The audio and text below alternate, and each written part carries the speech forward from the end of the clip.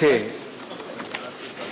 मैं आज एक बहुत महत्वपूर्ण bill the press and registration of the periodicals 2023 सदन में पेश करने जा रहा हूं सर।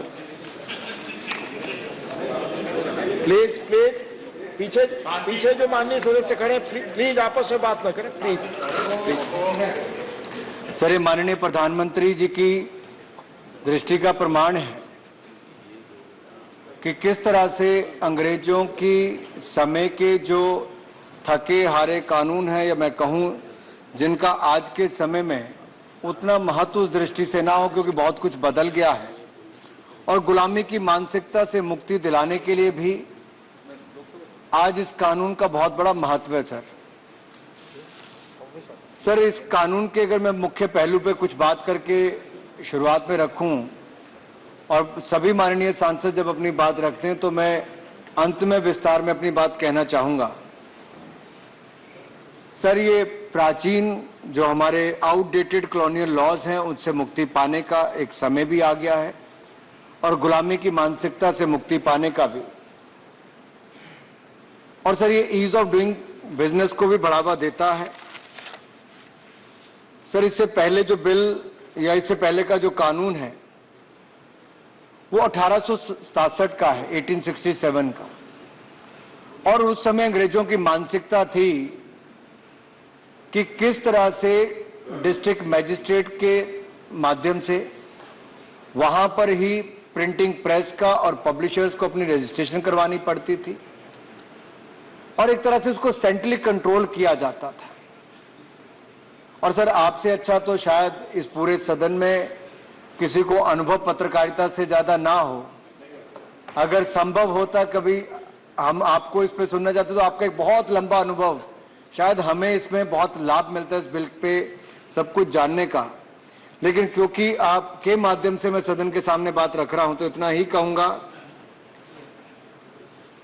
कि उस समय अंग्रेज इस कानून को लाए थे अपने हितों को ध्यान में रखकर, देश पे शासन करने के लिए, हमें अपने गुलाम बनाने के लिए। लेकिन 1867 के बाद भी सन 2023 तक किसी ने यह प्रयास नहीं किया कि इस गुलामी की मानसिकता से मुक्ति पाई जाए, और ये जो सेंट्रली कंट्रोल्ड रखा जाता था इसको समाप्त करने का समय आ गया है। ये जो एक तरह से रुकावटें एक के बाद दूसरे चरण पर होती थी उसको कैसे खत्म करें।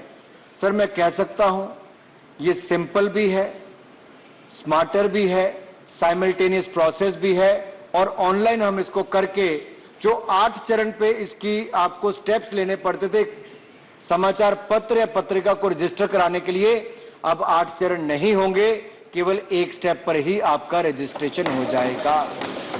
सर, जब मैं ये कहता हूं एक स्टेप पर, तो इसका मतलब है कि पहले डीएम के पास आप जाते थे, वो वहां पे जाके उसको पेपर दो, फिर वो 6-8 महीने अपने लगाता था, फिर आरएनआई के पास दिल्ली आता था, फिर टाइटल वेरिफिकेशन यहाँ करता था, फिर नीचे जाके फिर रजिस्ट्रेशन करा, फिर वापस आरएनआई के पास आओ। सर, इसके 8 जो कदम थे, publisher files declaration before the DM for title allotment, DM authenticates declaration, publisher files application to RNI for title verification, third, चौथा RNI verifies title, पांचवा publisher files declaration before DM for publication sir, छठवां DM authenticates declaration, और सातवां था publisher applies to RNI for registration of publication, और आठवां जाके sir होता था RNI grants certificate of registration। अब सर इनको ऑनलाइन एप्लीकेशन देनी है डीएम और आरएनआई यानी कि प्रेस रजिस्ट्रार के पास। 60 दिन के अंदर अगर डीएम जवाब देते हैं तो आरएनआई उसको कंसीडर करके उसको लाइसेंस दे देगा। अगर डीएम जवाब नहीं भी देता है तो 60 दिन के बाद आरएनआई यानी कि प्रेस रजिस्ट्रार आपको सर्टिफिकेट दे देगा। अब आपको 3 साल का इंतजार या 2 साल का इंतजार नहीं, केवल 2 महीने के बाद आपको अपनी प्रेस को, पीरियोडिकल को रजिस्ट्रेशन का अवसर मिलेगा।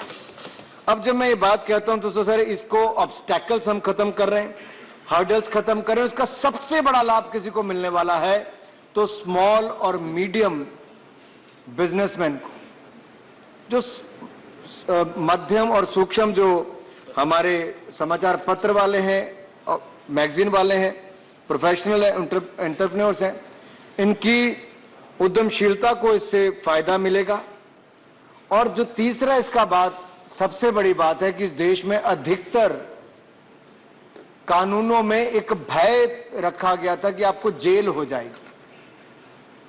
तो इसमें भी ऐसे 8 प्रावधान पुराने कानून में है कि आप छोटी से छोटी गलती करते थे तो आपको फाइन के अलावा भी 6-6 महीने की सजा थी। लेकिन मुझे कहते हुए प्रसन्नता हो रही है कि जैसा नरेंद्र मोदी जी के नेतृत्व में, माननीय प्रधानमंत्री जी के नेतृत्व में हमने डीक्रिमिनलाइज बहुत सारे कानून को किया है। हमने यहां भी अधिकतर जो प्रोविजंस हैं उनको डीक्रिमिनलाइज कर दिया है। आपको केवल पेनल्टी लगेगी, वो भी होगा पैसे के, आपको फाइन लगने वाला है। आपको इसको पेनलाइज करके आपको कोर्ट नहीं जाना पड़ेगा, रजिस्ट्रार जनरल के पास ही आपको अधिकतर फाइन देके मुक्ति मिल जाएगी। केवल एक केस में जब आप बगैर लाइसेंस लिए, बगैर परमिशन लिए अगर कोई अखबार छापते हो या कोई मैगजीन छापते हो, तब भी हम आपको पहले नोटिस देंगे कि 6 महीने के अंदर आप इसको बंद कर दो। अगर आप 6 महीने के अंदर बंद नहीं करते हैं तब जाके आपको 6 महीने की जेल हो सकती है। अदरवाइज पूरी जेल वाली सजाओं से हमने आपको मुक्ति दिला दी है। डीक्रिमिनलाइज हमने इसको किया है, यह भी एक बड़ा कदम उस दिशा में है। और यही नहीं माननीय सभापति जी, ये दुनिया में कहीं नहीं होता कि छोटे छोटे अपराधों के चलते आपको जेल में फेंका जाए। तो हमने इसमें भी वो प्रावधान किए हैं कि हमने इसको डीक्रिमिनलाइज करने का काम किया है। और बाकी भी बहुत सारे बिंदु इस बिल के हैं, मैं उन सब पे भी आऊंगा। मैं चाहता हूं कि मैं सभी माननीय सांसदों को एक बार पहले सुन लूं, ये अपने विचार रखें और उसके बाद मैं अंत में अपनी बात कह सकूं। मुझे पूर्ण विश्वास है कि जिस सोच के साथ ये सरकार बिल लेकर आई है कि हम ईज ऑफ डूइंग बिजनेस को बढ़ावा देंगे, हम डीक्रिमिनलाइज करेंगे, लोगों को जेल में डालने वाला काम नहीं होगा, ईज ऑफ डूइंग बिजनेस को बढ़ावा देंगे और साथ ही साथ simple, smarter and simultaneous process शुरू करेंगे और ऑनलाइन रजिस्ट्रेशन और वेरिफिकेशन होगी। इससे समय भी कम लगेगा और ज्यादा से ज्यादा लोग इस देश में पत्रकारिता के साथ जुड़ सकेंगे। इसको भी एक बल मिलने वाला है। इसलिए मैं आशा करता हूं सभी माननीय सांसद अपने उत्तम से उत्तम सुझाव भी देंगे और इस बिल को अपना समर्थन भी देंगे। धन्यवाद। प्रस्ताव प्रस्तुत किया गया। मैं अब उन माननीय सदस्यों के नाम पुकारूंगा जिनके नाम चर्चा में भाग लेने